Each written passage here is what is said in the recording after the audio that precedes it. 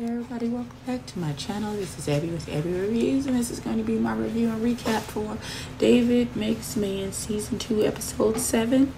No atheists in a rabbit hole. I don't know what that means, but we're going to figure it out. I'm stressed. Let's see what happens. This was what my face looked like the whole opening scene of this.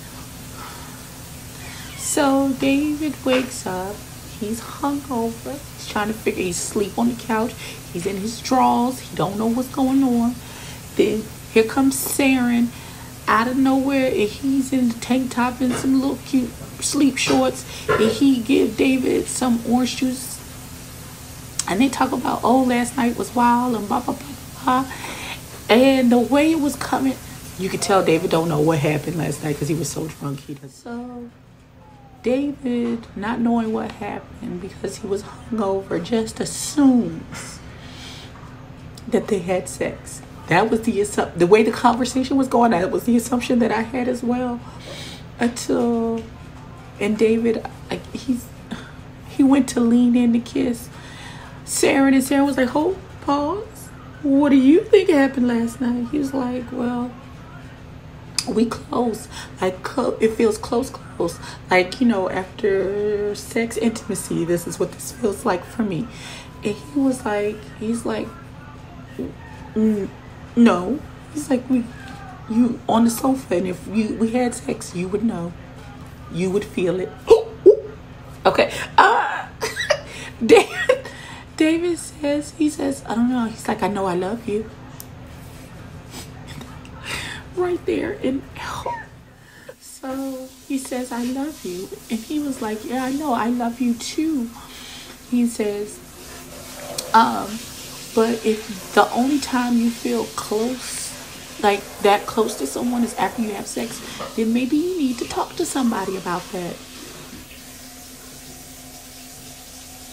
Not the baby who was physically and sexually abused and is more well-rounded and has healed his trauma faster than David.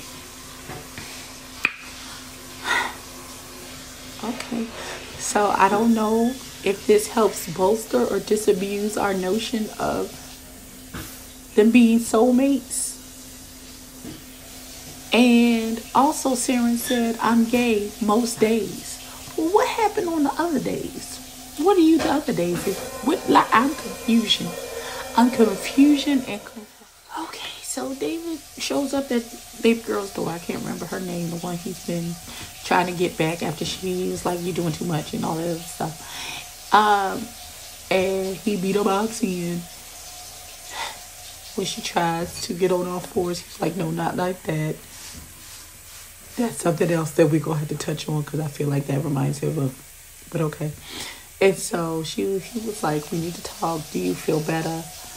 He was like, "Better than what?" And then he lied about where he was all night. Why does he feel like he needed to lie? I do not know.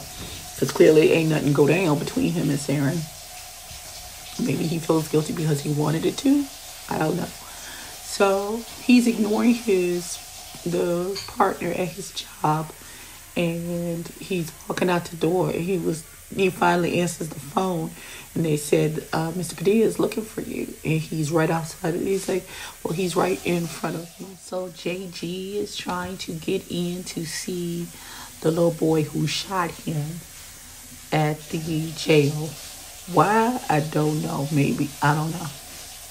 I don't know what JG got going on, but he's trying to get into the jail and to see the little boy who shot him. All right, so Mr. Padilla takes David down to the Ville, and he talks about how his family, when they came in and were processed, I guess from Cuba, just not a mile away, and he said he wanted to build something lasting, and now he can't, because apparently they found toxic stuff, waste underneath the Ville. So he's like, "What are you talking about?" David's like, "What are you talking about?" And he shows him the newspaper about some findings, and it came from Marissa that the Ville is on there's toxic waste. So Mr. Padilla is angry at David, And he says, he's like, and David's like, I can assure you that we can get through this, or blah, blah, blah. And he was like, that's all I have from you with assurances. So you better be able to do what you say you're going to do. Or because I brought you up here to my level because of the assurances that you made me, and I'll drop you back down, and trust me, it's a long mile back down. I said, oh, see, this is the scary person that I said he was in the beginning. So David, what you gonna do? So David goes over to Marissa's house because he is angry, and so he was like, is there any way there could have been an error, human error? And he asked for the lab, and can it be tested again? And she said, well, you can thank Saren for, he's the one that, because he got the test results expedited. He used to be a lobbyist for Big Pharma, so he pulled it. And that was like a blow to David. He was like, oh, wow. And he was like, it's starting to feel real personal. And Marissa was like, boy, wasn't nobody thinking about you. I kind of feel like that's a lie. And she's like, we not friends. And just so for a fact, we not friends. We weren't friends. My friends call me, and not just when they need something. I said, oh, guess you just left her. Okay, I'm gonna leave it alone, because we're not even gonna talk about him banging her on the dryer in the, okay. And then a little reporter dude comes out of the house, and he was like, there's a press conference that's just been called by that man, I can't, Kelly, I think his last name is, and I guess, and now him and David are on their way to the press conference. But if looks could kill, Marissa would have been dead on that porch. So, Jesus Christ. So, JG goes to see the little boy who shot him, and he says, listen, he comes in, his eyes all blacked up, and he's like, how did you get that? He's like, came to see how you was doing. The money and tell him the money they raised for me, we're going to get you a real defense attorney and not the court-appointed attorney that you currently have, to try and help you get out of here. And he tells the little boy, I want you to know, I know it was a mistake. I know you weren't trying to shoot me. And the little boy was like, I don't understand how you grew up in the Ville and ended up becoming a cop. And he was like, and all of that money, give it to my mom so she can take care of the twins, or put some money on my books. And he's like, when JG told him, I'm not mad at you for what you did, he was like, I don't give a fuck. I'm still locked up. That's cute, but that doesn't help me. So then he says, if you really want to do something for me, get your cop friends to leave me alone. I'm assuming they're the ones that blacked his eye. And then he's like, I'm leaving. Don't come back here. And then he put his hands back, and they take him away. Child, this a mess. This is a mess. Ooh, the commissioner is a dickhead. So he throws this press conference to say that they're gonna halt any and all new construction, and they're gonna extricate all of the people. That everybody got to get out of the Ville so they can do whatever, and they're gonna level the Ville so they can clean up whatever the toxic waste situation is. And he's like, and if the mayor signs off on it, your friends David was like, can we get some time so we can relocate people? He's like, once this thing is signed by the mayor, you got 30 days. They got 30 days to evacuate. I'm assuming, this is a lot of assumptions for me in this episode. I assumed that the plan that David had was going to be one that when they had to relocate the people in the Ville, they would get some type of stipend, some type of monies to be able to move, to make it smoother the situation. I don't think that's going to be the case with the city. They're just going to be like, no, y'all got to get out. Do they not? I could have sworn when they condemned, I want to say they condemned some buildings, they were not safe living spaces, and they gave the people so much time to get out here in North Carolina. Like they get paid, like they had to pay to get them. They paid to help the people get moved because they weren't expecting to have to move. So that would seem the same for me, but I could be very wrong because I don't hear nobody talking about monies to help these people move to a new place. Jesus, so much is happening. So David goes to the cake shop to pick up the cake for one of the kids at his mama's house. It's their birthday. His name is Danny L. Danyelle. Now, the cake lady misspelled it. It wasn't spelled correctly. And he was like, no, the child's name is Danny L. She's like, oh, I'll fix it. And then she was like, she asked him, was he single? And she was like, you fine. She seems, she said, she was channeling my energy. Cause she was like, you got a woman? You single? What you doing with your life? And she's like, you got any friends? I was about to say, you got any cousins, uncles, daddies that look like you? Okay. So she still didn't. He. That cake was a mess. But David gets to his mom's house for the baby's birthday. Him and JG get into it. So JG and David are getting into it about, because his mama said, you want to get a speech, blah, blah, blah. And he was like, how could you do this to me? Blah, blah, blah, blah. They getting into it. Then he was like, I'm used to you being a failure. And them niggas was about to throw hands. And so his mama tells JG, go find you some calm, get somewhere right now. And so she's talking to David, and David, she's like, what is getting into you? She's like, this is a lot of emotion for you. Normally I can't get nothing out of you. And he was like, no, this is how JG and I have always been, but you don't know that because you wasn't there to see it. Oh no. And she was like, okay, so now you got to get out of my house because you are just being hurtful at this point. Now, I don't know what's going on with you, but you're going to have to get your life together. So she calls in Danielle, which is the little boy. And she was like, David came to tell you happy birthday. He was like, happy birthday, I got you a cake. He's like, you're not staying? And before they could finish that conversation, there's a commotion outside. So there's a commotion outside with this little raggedy ass neighbor. Now, we done had a run in a two with this neighbor before. Now the neighbor is saying, I done took a lot of shit from y'all on my side of the fence. Y'all always loud, the smacking, blah, blah, blah. And now y'all grab ass. It's inappropriate. And he's like, and especially this, and he's pointing to this child. They androgynous. I can't tell whether it's a girl or a boy or if they're transgender. I don't know what's happening with this baby. But he was like, I don't know what this is, but whatever it is, it's inappropriate and it's not right. It's not right. The baby gets upset and runs into the house crying.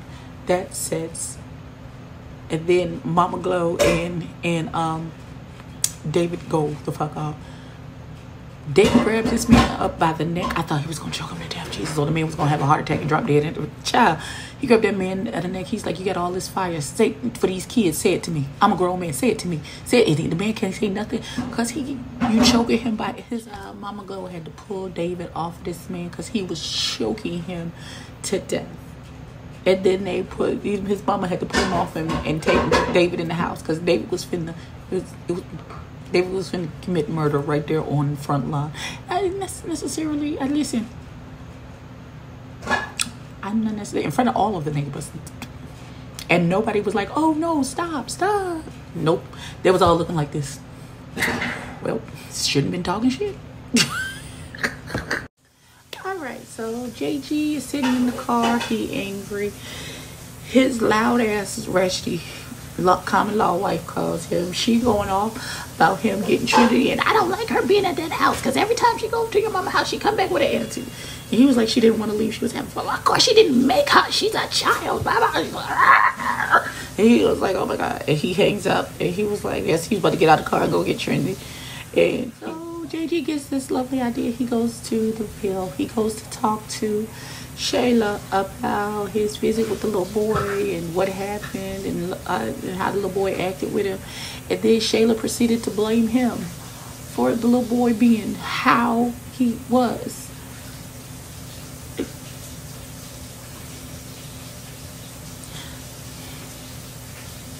Like, I had a really hard time with all of that she was saying.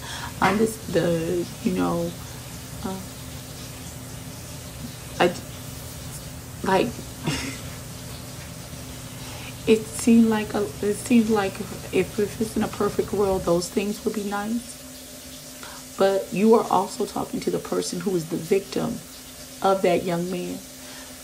They asked for a lot.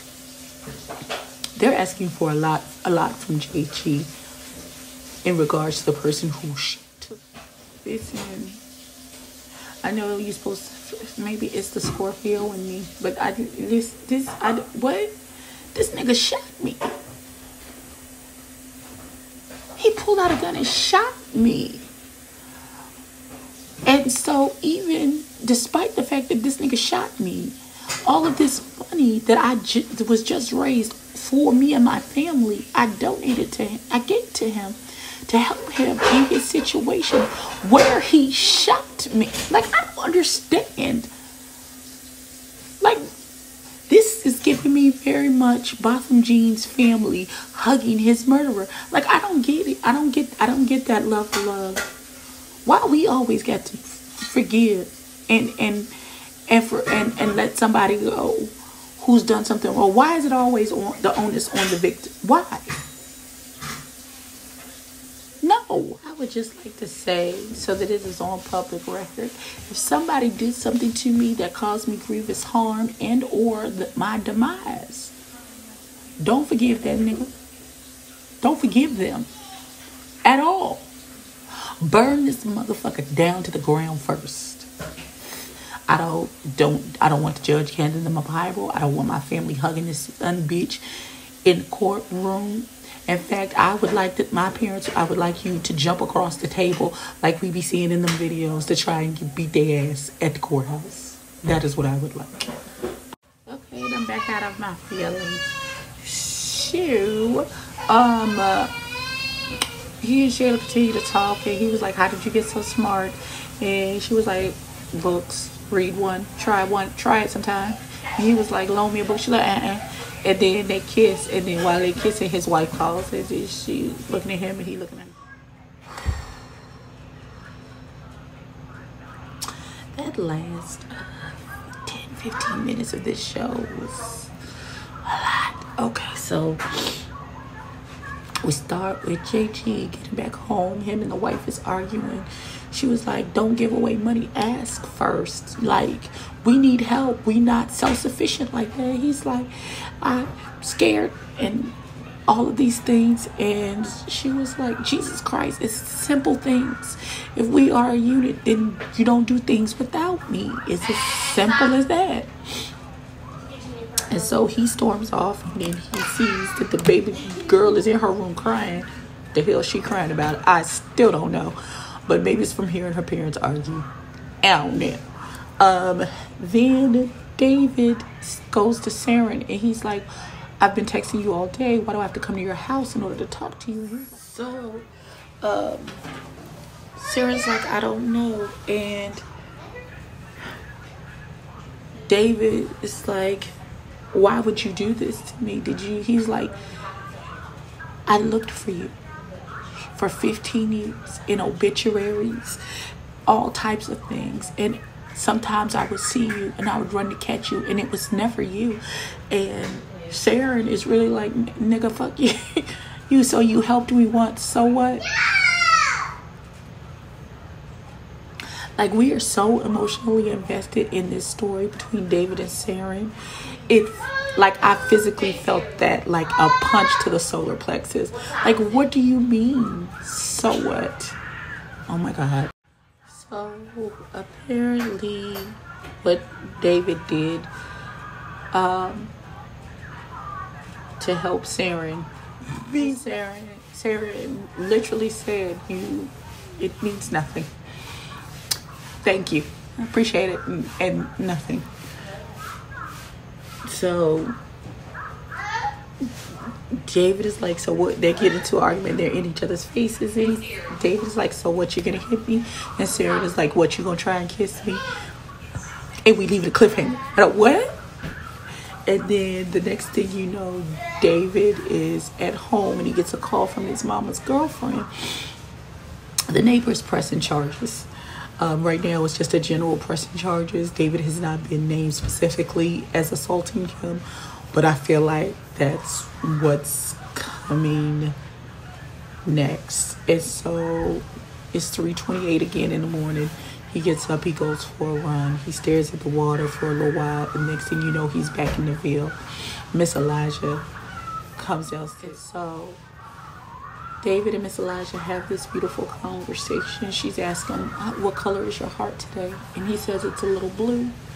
And he's like, I keep messing up all of my relationships with these people. He's like, I try and do right and that doesn't work. And then I try and fix it and that still doesn't work. And he was like, I keep breaking people. And Miss Elijah was like, you know, toys get broken, bread gets broken. People don't get broken, people get hurt. And then they get healed. And so I think that is the part that David is missing out of this equation. He was broken, but he never got healed. So he sees and can feel when the change in Miss Elijah, the dementia comes over her, and then he turns around and introduces himself to her and helps her back. And that's how the episode ended. This episode was a lot. It's a lot, especially that last 10-15 minutes. It's like, it was, listen, I'm in my feelings right now. So with that being said, this was my review and recap for David Makes Man season 2, episode 7. Please like, comment, and subscribe. Tell a friend to tell a kid, and I'll catch you in the next one. Peace.